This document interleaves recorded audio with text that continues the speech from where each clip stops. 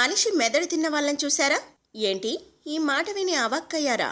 మనిషి బ్రెయిన్ తినడమేంటి అని అనుకుంటున్నారా? మనిషి మెదడు తిన్నది ఎవరో కాదండి, ఓ టీవీ ప్రెజెంటర్. మనిషి మెదడి రుచి చూసేందుకు తిన్నట్టు గొప్పలు చెప్పుకున్నాడు కూడా. నమ్మలేకపోతున్నారా? నమ్మక తప్పదు మరి. అది ఎక్కడో కాదండి, భారత్లోనే జరిగింది. సిఎన్ఎన్లో బిలీవర్ అనే ఆధ్యాత్మిక కార్యక్రమం కోసం అమెరికాకు చెందిన రెజా అస్లం అనే మతాల అధ్యక్షుడు భారత్లోని అఘోరీలను కలిశాడు. కాలుతున్న చేతిలోని బూడిదను తీసి అస్లం నుదిటిపై దిద్దిన అఘోరీ ఆపై మనిషి పుర్రెలో మద్యం ఇచ్చాడు. ఆ తర్వాత కాలుతున్న చేతిలో నుంచి మనిషి మెదడు నుంచి ఓ ముక్క తీసి అస్లంకిచ్చాడు.